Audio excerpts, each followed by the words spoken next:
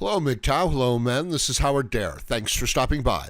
So, I want to talk about why men must go MGTOW. Because in this day and age, the situation between men and women and men and the state and the market has become so unbalanced that for a man to enter into a long-term relationship with a woman, it proves that he is not using his head, that he is following his instincts and his emotions, and he is not in control of his own destiny. He doesn't know where he's going, and that's no way for a man to go through life. And if you go that way, it's going to lead to a bad place. At the very least, we can say that the woman and the state are going to be in charge of your fate.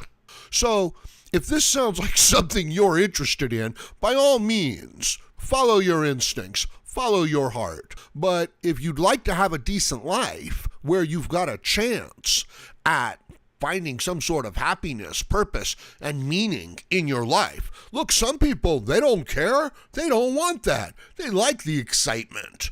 They're narcissists. They're psychopaths. They have fun, Maybe someday they'll come to their senses, but not today. And the state, with the media, with most of your, political entrenched power systems, why would they want a strong, well-informed, principled population? Why would they want that? It would be very difficult to control, wouldn't it? And if you saw yourself moving in that direction, you might want, as a crooked politician, to intentionally destabilize the situation by doing something like opening up the borders, right?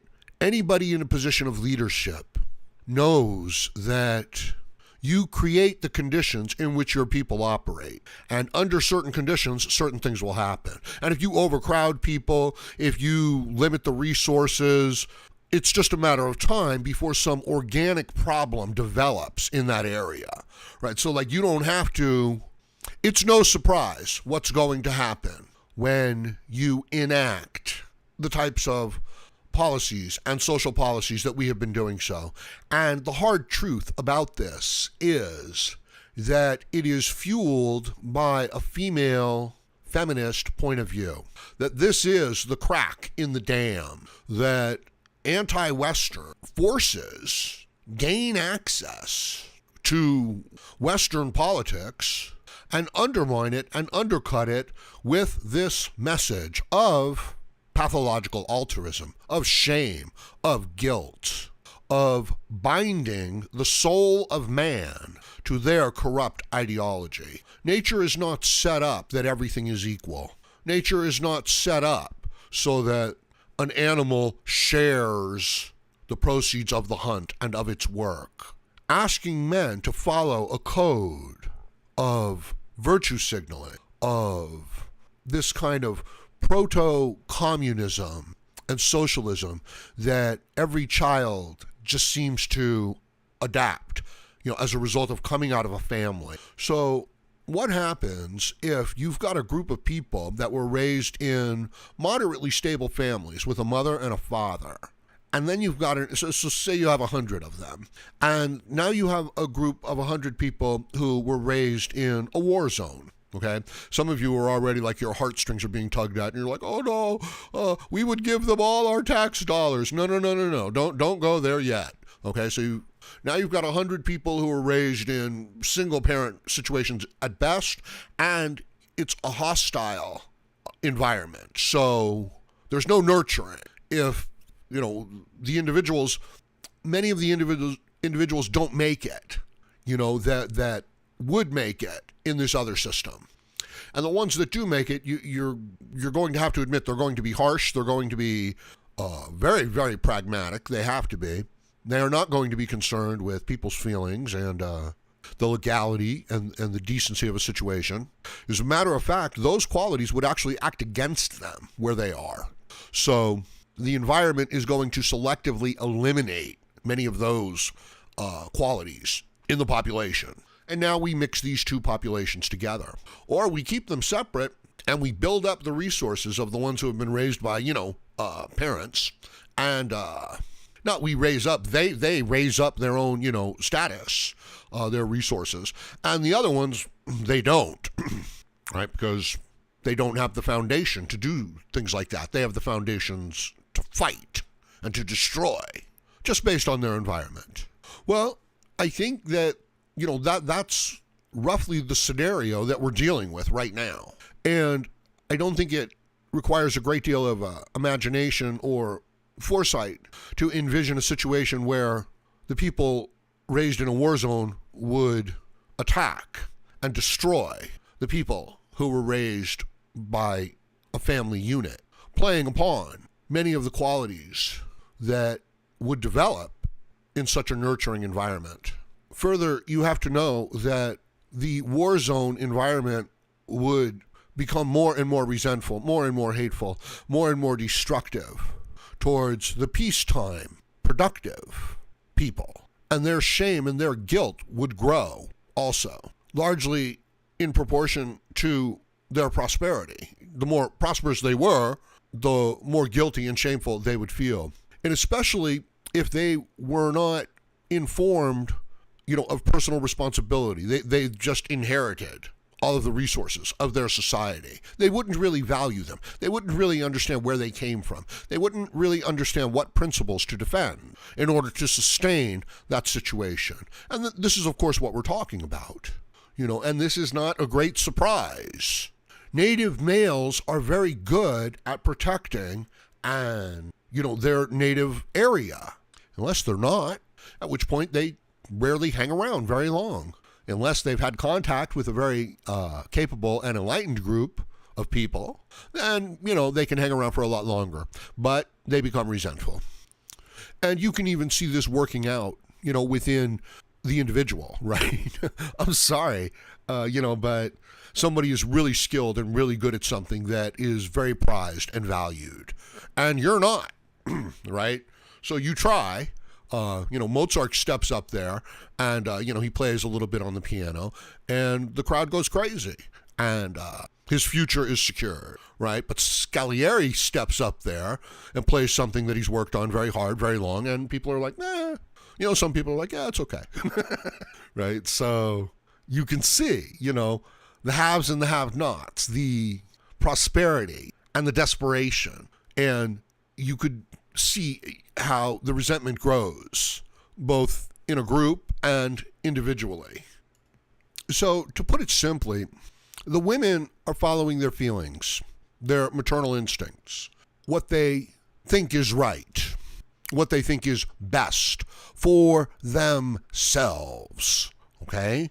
Therefore, they're easily swayed based on their interests, and their interests are very material and very immediate, and they become easily flustered regarding security issues. They're very uncomfortable with the idea of confrontation and aggression, okay? And I know it might come as a surprise to some of you, but some people, not only are they not uncomfortable in that situation, but they're actually ideally suited for that situation, okay? That they actually get better at it. It's like it's unthinkable, and yet you can understand that this is also an evolutionary trait in the male. When the going gets tough, the tough get going. We don't care what you say.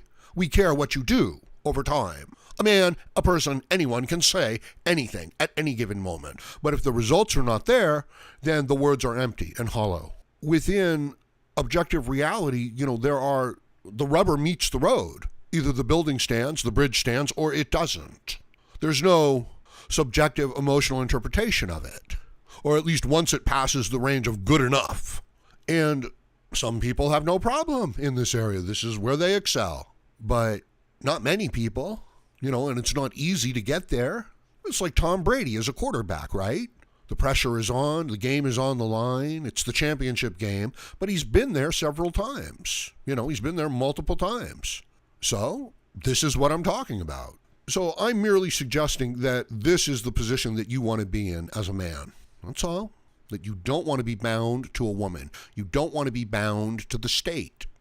You don't want to be bound to people who are thus bound, because then you will be bound to them as well. You need to be aware of the situation that you're in. You need to be looking out after your own interests. This is the message.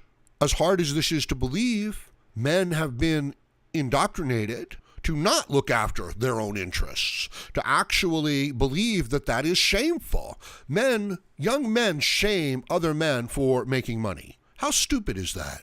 How foolish is that? Perhaps they wish to be a servant their whole lives. Perhaps they wish to work for others their whole lives. And they do, right? Right? This is how the system indoctrinates the men. Sacrifice is virtue. But it's not. It's destruction. Being part of the group is, to be strong. But it's not. In the long run, there's plenty of advantages. And there's many instances where you should. But you need to look after your own interests. And you need to know what they are. And you need to not be ashamed of even having them. See, that's the stage that we are really at. That the man is shamed for having his own interests in mind in life. And he is not living and fulfilling his purpose in life. And he's not looking for it. He's looking to please a woman, to impress a woman, to make more money so that he can do the same. And this is tragic. It's going to be very hard to make progress and have a good life if you're not pursuing your own interests, if you actually think it's shameful to pursue them. And what is the idea of sacrificing for the group, if not giving up your values? So you need to be aware of this. You need to have your own interest in mind. This is the basis of human progress, motivated self-interest, not altruism. That is not the way of nature. It's maladaptive. If you pursue that course, the road that it leads to is individuals that are unfit to survive in their environment without the maladapted, controlled, provided for resources only earned by the sacrifice of others. So it's an unjust system. It's an unfair system. But you could understand why a child would be like, well, this is the system. For indeed, this is the system of the family. This is the system of the group, of the team. And that's fine. But don't lose yourself within it. Don't lose your identity. Don't give up your dreams. Don't give up your interests. So I'm going to leave it at that for now. Let me know what you think about this in the comments section below. And please like, share, comment, subscribe, donate. Check me out on the other social media platforms. And join me again, Howard Dare, as I plan to have more content for you. Thank you, MGTOW.